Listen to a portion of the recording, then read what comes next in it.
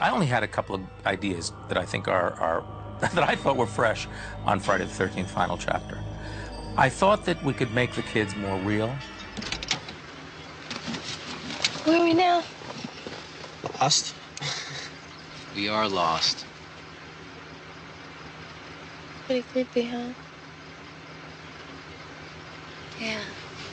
And I said, how about a kid? You know, Corey Feldman, who was, I guess, 13 or something, somewhere between 11 and 13 at the time. So they agreed to a kid.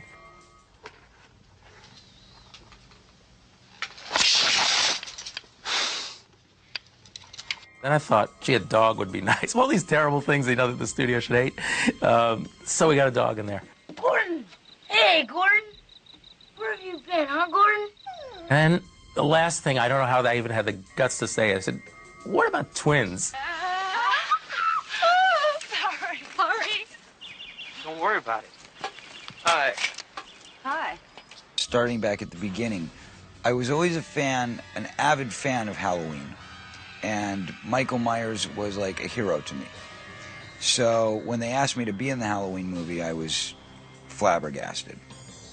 Oh, sorry. Friday the 13th is what I meant. Great movie. Who's in that one again? The guy with the baseball thing on. I was a big fan of the Halloween movies, and they had actually called me and they said, you know, we'd like Corey to come in and audition for Friday the 13th. And I said, well, is that the one with the... And they said, no, it's the other one. You know, you have to watch. So I went and I watched part 3, which I wanted to see anyway when it came out because it was in 3D. I didn't even know what the heck the Friday the 13th series was, but I knew that it was in 3D, and I was a tremendous fan of 3D stuff as a kid. Still am.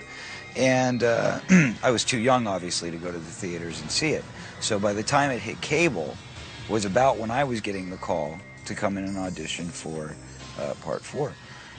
So I watched part 3 and I loved it. I was like, oh yeah, this is cool. I'd love to be in this. I want to be the guy. You know, I'm like, but he's dead.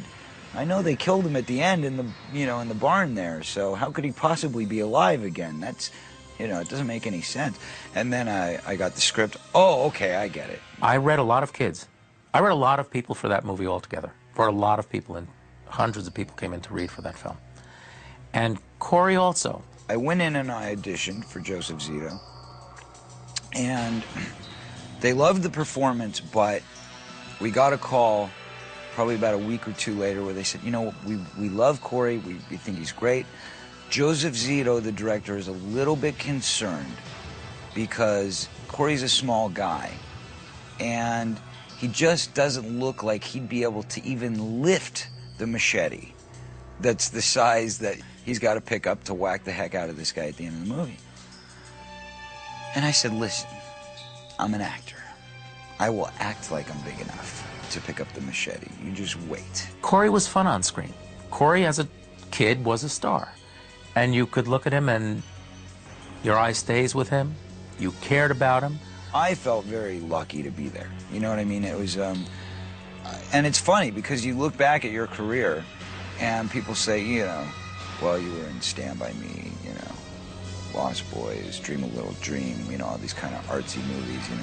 And then Friday the 13th, okay, you know. But for me, it was, you know, I mean, it was a major kudo. I loved it. They couldn't contain him. His agents were trying to negotiate, but, you know, Corey kept saying, oh, I'll do this, I want to do this, I'll do whatever I have to do. So, you know, it sort of hurt their position. But Corey was very, very enthusiastic and professional. I loved the whole experience. I mean, going up, we shot up at this lake, which was just, you know, creepy and fun. I mean, during the day, it was great, because, you know, we'd go out there, you know, during the day on the lake, and I don't think I actually ever got to get in the water, but I always wanted to. And so that was good enough, just thinking about the water. I thought it was very, very important who was going to be Jason. I auditioned a number of people for it.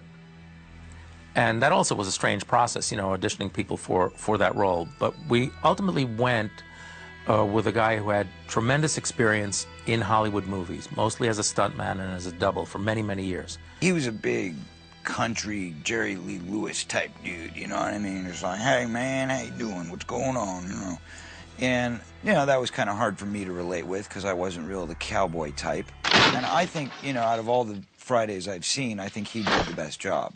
I mean, he was just so menacing and brooding and had that stance, you know, and the walk, and you know, it's a fun character, I'm sure, to play. It's silent but deadly. Who is it, Paulie? Paulie. Hey, Paulie, is that you? The shower kill was like an important thing for me because I sort of wanted to go against the cliche of, you know, the girl in the shower and there's the beast and it's not the beast. I took the guy with the prettiest guy with the most, you know, chiseled face, with the most perfect face, and he's the one in the shower now. It's not the girl in the shower. And what does Jason do to this guy? Jason loves to use tools, right? He's some kind of carpenter handyman. He loves tools. Instead of tools, he just goes right through the glass, grabs the guy, and smashes him against the tile. You know, just smashes his face. It was sort of fun in a way. I mean, not that, you know, smashing someone's head in the shower should be fun, but it was more fun than just doing another cliche thing.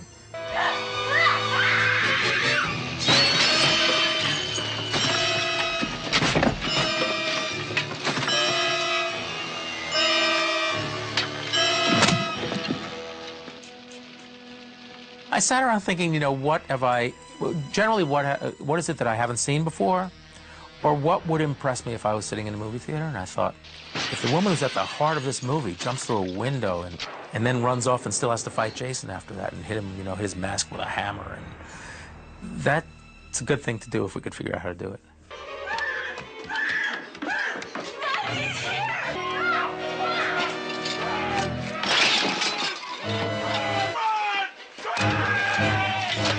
We also had a lot of license because it was my impression.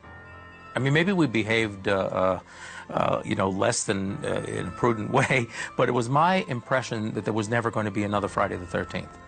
I was told that this is the last one. They didn't want to make any more, and they were happy with the ones they made, but they didn't want to make any more, and this was it. Go kill Jason. We're never going to see him again.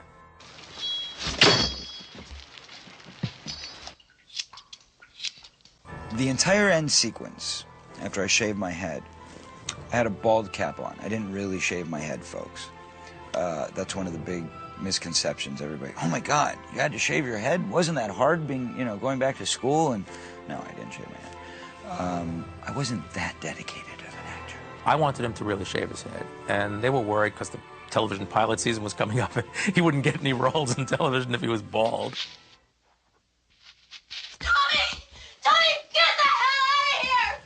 Didn't shave the head, had a bald cap on, and I was wearing it every day for probably like 2 weeks while we shot that entire end sequence. And because of it, I got very, very ill, because your body temperature rises when you cut off the circulation in your brain or in your head area. So wearing the bald cap every day for, you know, 12 hours a day, I was getting sicker and sicker, and as I would get sick, my temperature was rising due to the bald cap. Jason! Jason! The most intense, I would say, part of the entire shoot was just prior to that. We're doing the scene where Rob gets thrown through the window. And the way they shot it was one entire shot. And I'd never seen this done before on films, because usually, you know, when you're dealing with a stunt or something spectacular in nature, you want to kind of get one, make sure you got it, and then you move on to the next piece. Well, this was like a 2-3 page scene. And they said, we're just going to shoot straight through. So the part where she runs back in the house, Tommy, Tommy, Tommy, and I'm on the stairs. What's going on? What's going on? Hurry! She says, lock the doors. And we're locking up the doors and bolting everything. All of that straight through to when I run upstairs and she runs back out of the house was all shot in one take. And then they went back in for coverage. What happens is they give us the timing several times. Okay, so he's flying through the window, beat, beat, beat, you back up, beat, beat, beat, he comes through the window, beat, beat, beat, picks you up, then she hits him with the hand. You know, I mean, everything was timed and staged and set. So we start the scene, Joseph says action, we're running around doing our bit, the guy comes through the window, beat, beat, beat, I back up, beat, beat, beat, no Jason. Okay, well, I maybe the stunt didn't look right, maybe they didn't throw him through the window properly, maybe a piece of makeup flew off, I don't know. They're probably gonna yell, cut any minute. Boom! And all of a sudden, Jason comes smashing through the window, like, probably 10, 20 beats later than he was supposed to. Scared the shit out of me. This huge man comes through this window with such force and impact, picks me straight up into the air. I'm only, 2.5 feet at the time, so he, picks me straight up 7 feet in the air or whatever. I mean, I was just losing it. So all of that expression that you see on my face, I was not acting, folks. That was very genuine. It was horrific.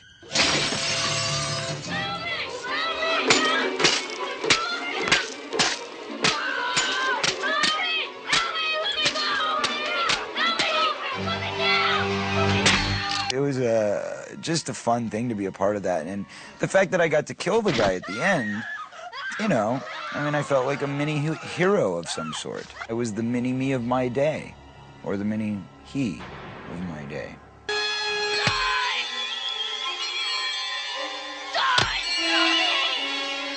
When Jason is finally killed, Tommy is saying, die, die, and we go to white. And I was in this theater in New York. It was a 1,000-seat theater, filled, every seat filled.